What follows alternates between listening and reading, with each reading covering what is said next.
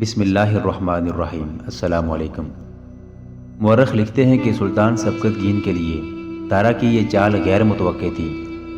اس کے پہلوؤں کے دستے بے خبری میں دبوچے گئے اور تھوڑی ہی دیر بعد ان کے قدم اکھڑنے لگے۔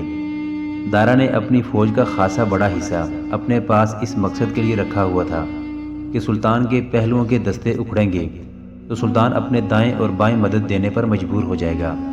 اس وقت دارا قلب پر حملہ کر دے گا۔ سلطان سبکتگین کے لیے بالکل یہی صورتحال پیدا ہو گئی۔ شکست صاف نظر آنے لگی۔ اس نے پہلوؤں کو قائم رکھنے کے لیے اپنے ریزرو سے کمک بھیجی تو قلب کمزور ہو گیا۔ وہ دارا کی چال سمجھ گیا لیکن بے بس ہو گیا۔ اس کے دونوں پہلو کٹ رہے تھے۔ وہ سامنے کے حملے کے لیے تیار ہو گیا۔ اس نے محمود اور نوح سے کہا، میرے بیٹو، آج ہمیں زندگی کا آخری معرکہ لڑنا ہے۔ میدان دشمن کے ہاتھ آ گیا ہے۔ اس دور کا مشہور محمد قاسم فرشتہ لکھتا ہے کہ عین اس وقت جب سلطان سبکتگین کو اپنی شکست سامنے نظر آ رہی تھی، ایک گھوڑا گرد اڑاتا ہوا اور بہت تیز رفتار سے دوڑتا اس کی طرف آ رہا تھا۔ یہ سوار دشمن کی صفوں سے آیا تھا۔ وہ گرد سے نکلا تو دیکھا کہ اس کی تلوار نیام میں تھی اور اس نے اپنی ڈھال اپنی پیٹھ پر ڈال رکھی تھی، جس کا مطلب یہ تھا کہ وہ لڑنے کے لیے نہیں، دوستی کا پیغام لے کر آیا ہے۔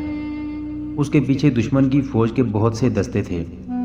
وہ جب سلطان سبکتگین کے سامنے آیا تو سب دیکھ کر حیران رہ گئے کہ وہ دشمن کا کوئی عام ایلچی یا قاصد نہیں تھا۔ وہ دشمن کا قابل جرنیل دارا تھا۔ وہ گھوڑے سے اترا۔ اس نے اپنی تلوار اور ڈھال سبکتگین کے آگے پھینک دی۔ سلطان، دارا نے کہا، میں اسلام کے دشمنوں کے خلاف لڑتا رہا ہوں۔ میں اپنے بھائیوں کے خلاف نہیں لڑ سکتا۔ میں اپنے محفوظہ کے دستے ساتھ لے آیا ہوں۔ میں جن کا سپہ سالار ہوں وہ بادشاہی کے لالچی ہیں۔ میں نے ساری عمر کے جہاد کا جو ثواب کمایا تھا وہ میں ضائع نہیں کروں گا۔ مجھے خدا کے حضور سرخرو ہونے کا موقع دیں۔ اس نے ان دستوں کو جو اس کے ساتھ آئے تھے حکم دیا کہ پیچھے مڑیں اور امیر فائق وغیرہ کی فوج پر حملہ کر دیں۔ اس نے اس حملے کی قیادت خود کی۔ سلطان سبکتگین نے اپنے تمام ریزرو ٹراپس یعنی محفوظہ کو 2 حصوں میں تقسیم کر کے پہلوؤں کو کمک دے دی۔ ایک کی قیادت محمود کے پاس تھی۔ نوح کو سلطان نے اپنے ساتھ رکھا کیونکہ وہ کم سن اور نہ تجربہ کار تھا۔ گناہگار کے حوصلے جلدی پست ہو جایا کرتے ہیں۔ فائق اور بو علی حسن اپنی فوجوں کو سلطان اور دارا کے رحم و کرم پر چھوڑ کر بھاگ گئے۔ کچھ فوج بھی بھاگ کر ان کے پیچھے پیچھے چلی گئی۔ انہوں نے جرجان جا دم لیا، جہاں کے حکمران فخر الدولہ نے انہیں پناہ دی۔ سپہ سالار دارا کے سینے میں ایمان کا شعلہ کچھ ایسے بڑکا تھا کہ وہ جرجان تک ان غداروں کا تعاقب کرنے پر زور دے رہا تھا، لیکن سلطان سبکتگین نے اسے یہ کہا کہ وہ خانہ جنگی کو طول نہیں دینا چاہتا۔ اس کی بجائے وہ انہیں دوستی اور اتحاد کا پیغام دینا چاہتا تھا۔ محمود غزنوی دارا کا ہمنوا تھا۔ اس کا نوجوان خون اسے انتقام لیے بغیر چین نہیں لینے دے رہا تھا۔ سلطان سبکتگین نے اپنی فوجوں کو سمیٹا اور غزنی کو کوچ کر گیا۔ محمود غزنوی تھوڑی سی فوج کے ساتھ نیشا پور چلا گیا۔ گورنر کی حیثیت سے اسے وہیں رہنا تھا۔ نوح اپنے ملک بخارا کو روانہ ہو گیا۔ دارا سلطان کے ساتھ تھا۔ محمود غزنوی نیشا پور پہنچا ہی تھا کہ فوجی قاصد گھبراہٹ کے عالم میں دوڑے آئے۔ انہوں نے بتایا کہ بو علی حسن اور امیر فائق کی فوجوں نے حملہ کر دیا ہے۔ فخر الدولہ نے انہیں تازہ دم فوج دے دی تھی۔ وہ سلطان سبکتگین کی فوج کی نقل و حرکت دیکھتے رہے تھے۔ انہوں نے دیکھا کہ سلطان سبکتگین اور دارا افواج کا زیادہ تر حصہ اپنے ساتھ لے گئے ہیں اور محمود تھوڑی سی فوج کے ساتھ نیشا پور اکیلا رہ گیا ہے، تو انہوں نے نیشا پور پر حملہ کر دیا۔ محمود غزنوی نے انہی قاصدوں کو سلطان سبکتگین کے پیچھے دوڑایا اور خود فوج کی کمان لے کر مقابلے کے لیے بڑھا، مگر دشمن میدان پر چھا چکا تھا۔ محمود کی پوزیشن اتنی کمزور تھی کہ وہ گھیرے میں آ گیا۔ اس کی فوج بہت تھوڑی بھی تھی اور ہرات کی لڑائی کے فوراً بعد بڑی لمبی مسافت طے کر کے آئی تھی۔ محمود اسے بروقت لڑائی کی ترتیب اور تنظیم میں لا ہی نہ سکا۔ اس کا نتیجہ یہ ہوا کہ محمود کو پسپا ہونا پڑا۔ ہاں تو پسپائی بھی ناممکن نظر آ رہی تھی۔ انجام یہی نظر آ رہا تھا کہ محمود پکڑا جائے گا اور اس کی فوج بھی جنگی قیدی ہو جائے گی یا ماری جائے گی۔ دونوں قاصدوں کے گھوڑے غزنی کی طرف اڑے جا رہے تھے۔ محمود غزنوی کی قسمت خدا کے بعد ان قاصدوں کے ہاتھ تھی۔ سفر لمبا تھا۔ مورخ لکھتے ہیں کہ دوسرے دن جب بو علی حسن اور امیر فائق نے اپنے عقب میں گرد کے بادل اٹھتے دیکھے تو وہ بہت خوش ہوئے کہ فخرت دولہ نے کمک بھیجی ہے اور اب نشاپور کو تر نوالے کی طرح نگل جائیں گے۔ مگر گرد سے جو فوج نکلی وہ سلطان سبکت گین کی تھی۔ انہیں یقین نہیں آ رہا تھا کہ سلطان اتنی جلدی آ جائے گا۔ سلطان کے ساتھ دارا تھا۔ دونوں نے بو علی حسن اور امیر فائق کی فوج کو گھیرے میں لینے کے لیے اپنی فوج پہلوؤں پر پھیلا دی۔ دونوں باغیوں نے دیکھا کہ پسپائی کے راستے بند ہو چکے ہیں تو انہوں نے اپنی فوج کو سمیٹ کر سلطان سبکت گین کی فوج کے وسط میں آمنے سامنے کا حملہ کر دیا۔ محمود غزنوی جو پسپائی کی حالت میں تھا پیچھے مڑا۔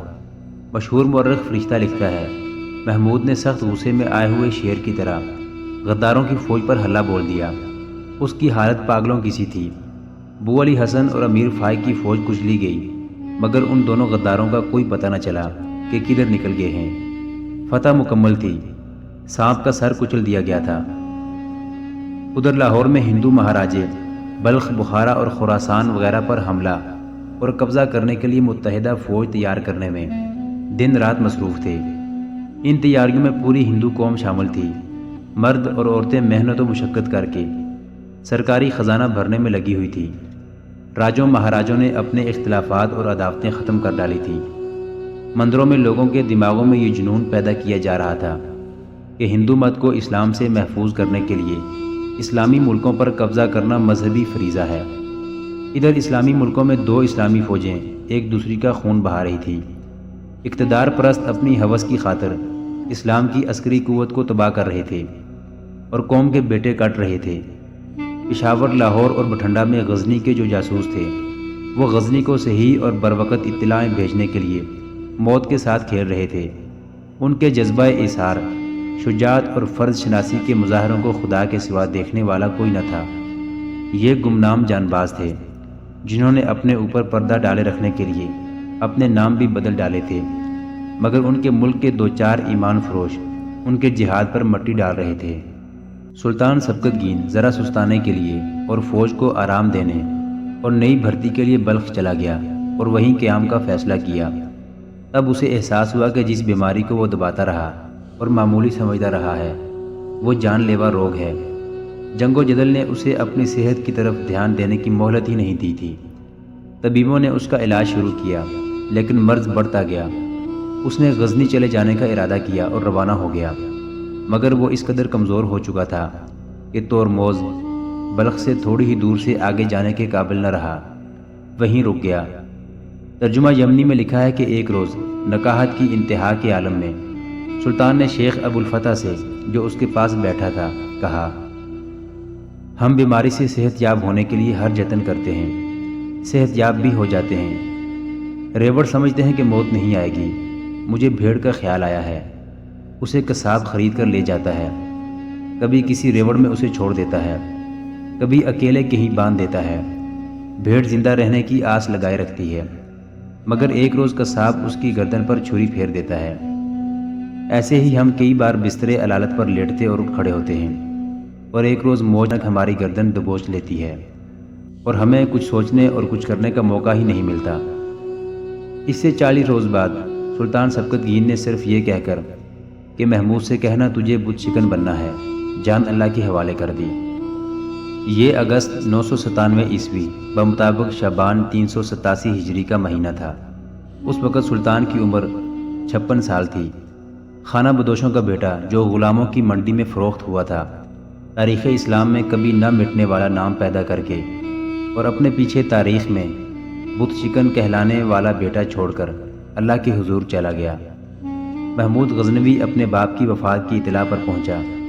اس نے باپ کی میت اٹھوائی اور اسے غزنی لے گیا۔ تجہیز و تکفین کے بعد فوراً اس نے سلطنت کو سنبھال لیا۔ اس وقت اس کی عمر 26 سال تھی۔ سلطان سبکت گین کی تجہیز و تکفین کے بعد محمود غزنوی نیشاپور چلا گیا۔ چونکہ وہ مرد میدان تھا اس لیے اس نے سب سے پہلے فوج کی تنظیم کی طرف توجہ دی۔ اس نے غزنی جا کر سلطنت کے کاروبار کو دیکھنا ملتوی کر دیا۔ اسے یقین تھا کہ حکومت کی مشینری چل رہی ہے اور اگر کوئی گڑبڑ ہوئی تو اسے اطلاع مل جائے گی۔ اس کے دماغ میں سلطانی کا خبط ہوتا تو وہ سب سے پہلے غزنی جاتا اور باپ کی مسند سلطانی پر جا بیٹھتا۔ محمود غزنوی علماء اور اولیاء کا شیدائی تھا۔ ان میں ابو الحسن خرقانی وہ ولی تھے جن کا وہ مرید تھا۔ ایک اور بزرگ ابو سعید عبد المالک علماء میں سے تھے جن کا محمود غزنوی معتقد تھا۔ خرقانی کہیں دور رہتے تھے، محمود کبھی کبھی ان کے ہاں سلام اور پند و نصیحت کے لیے جایا کرتا تھا، اور ابو سعید کبھی کبھی اس کے ہاں آ جایا کرتے تھے۔ بہقی لکھتا ہے کہ محمود غزنوی ان کے استقبال کے لیے دربار سے اٹھ کر باہر جا کھڑا ہوتا تھا۔ محمود غزنوی کے ذہن پر راجہ جے پال اور اس کے بت سوار تھے۔ اس کی توجہ فوجی امور پر مرکوز تھی۔ اسے معلوم نہیں تھا کہ اس کی سلطنت کو خوشامدیوں کی دیمک لگ چکی ہے اور خزانہ تیزی سے خالی ہو رہا ہے۔ محمود غزنوی کو یہ اطلاع اس کی انٹیلیجنس کے ایک آدمی نے دی جو غزنی سے یہی اطلاع دینے آیا تھا۔ اس نے بتایا کہ سلطنت کی گدی پر اس کا چھوٹا بھائی اسماعیل بیٹھ چکا ہے اور اس نے اپنی سلطانی کا فرمان بھی جاری کر دیا ہے۔ اسماعیل سلطان سبکتگین کی دوسری بیوی سے تھا۔ سبکتگین کی وفات کے وقت یہ بیوی اس کے پاس پہنچ گئی تھی۔ اس نے نزع کے عالم میں سبکتگین سے اس وصیت پر دستخط کروا لیے تھے کہ اسماعیل اس کی سلطنت کا جانشین ہوگا۔ متعصب غیر مسلم مورخوں نے لکھا ہے کہ سبکتگین نے محمود کو اس لیے جانشین نہیں بنایا تھا، وہ اس کی ماں کے بطن سے تھا جو غلاموں کی نسل سے تھی، اور اسماعیل کی ماں شاہی خاندان سے تعلق رکھتی تھی۔